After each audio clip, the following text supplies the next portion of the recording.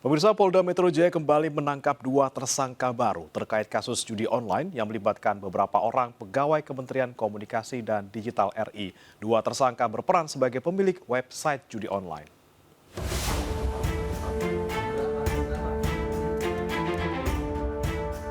Tim Opsnal Subdit Jatan Ras Direktorat Reserse Kriminal Umum Polda Metro Jaya menangkap 1 dari 2 tersangka baru kasus judi online yang melibatkan beberapa orang pegawai Kementerian Komunikasi dan Digital RI. Tersangka AA ditangkap saat bersembunyi di salah satu hotel bersama uang tunai ratusan juta rupiah. 2 tersangka baru, AA dan F, memiliki peran berbeda di mana AA terlibat tindak pidana pencucian uang, sementara F berperan sebagai pemilik 40 website judi online. Penyidik juga turut mengamankan beberapa barang bukti diantaranya uang tunai dari berbagai mata uang senilai 1,4 miliar rupiah, 2 unit handphone, dan 9 buah buku tabungan. Telah menangkap 2 tersangka lainnya. Yang pertama, inisialnya AA, perannya melakukan tindak pidana pencucian uang. Tersangka AA ditangkap tanggal 26 November 2024. Sejauh ini Polda Metro Jaya telah menetapkan 26 orang tersangka yang diantaranya 10 orang pegawai Komdigi serta 16 orang masyarakat sipil. Dari Jakarta, Helmi Sanjangbati News melaporkan. Berdalih terdesak kebutuhan ekonomi, seorang wanita di Kabupaten Maros, Sulawesi Selatan nekat menjadi muncikari. Mirisnya, wanita yang dipekerjakan untuk melayani pria hidung belang adalah saudara iparnya.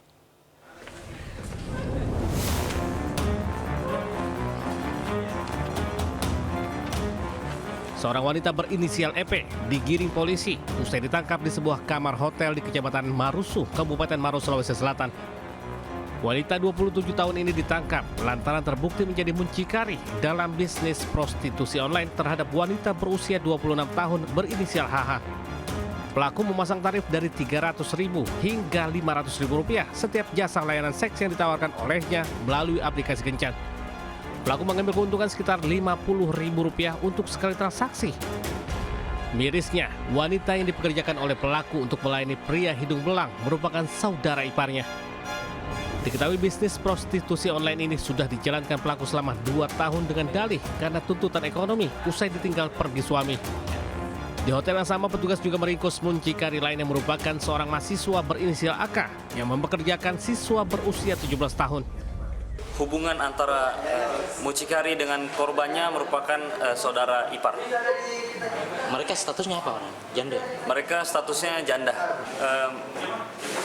Pelaku mucikari memosting foto dan akun yang tersedia di aplikasi micet.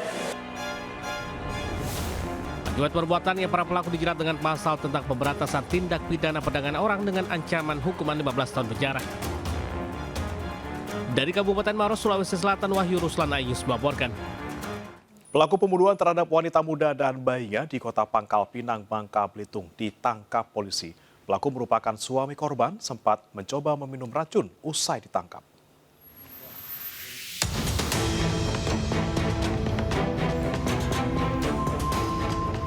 Tim gabungan Polda Bangka Belitung dan tim Naga Polresta Bangka Pinang berhasil meringkus pelaku pembunuh ibu dan anak yang berusia 1 tahun di perumahan area Kelurahan Temberan, Pangkal Pinang, Bangka Belitung. Pelaku berinisial R, 26 tahun, merupakan suami korban. Pelaku ditangkap tim gabungan di tempat persembunyiannya di Kecamatan Marawang, Kabupaten Bangka. Usai ditangkap, pelaku mencoba bunuh diri dengan minum racun. Beruntung nyawanya masih terselamatkan setelah dilarikan ke RSUD di Pangkal Pinang. Belum diketahui pasti motif pembunuhan. Kini kasusnya diserahkan ke Polda Bangka Belitung untuk penyidikan lebih lanjut. Sebelumnya polisi menggelar olah TKP penemuan jasad ibu dan anak IW 31 tahun dan bayi berusia 1 tahun di Kelurahan Tamberan, Bukit Intan, Kota Pangkal Pinang. Saat ditemukan, kondisi korban bersimbah darah di dalam rumahnya. Sontak peristiwa ini membuat geger warga. Warga mengaku korban yang bekerja sebagai penjual gas LPG ini sering cekcok dengan suami. Guna memastikan penyebab kematian, jasad dievakuasi ke RSUD Depati Hamzah untuk dilakukan autopsi. Dari Pangkal Pinang, Bangka Belitung, Haryanto News melaporkan.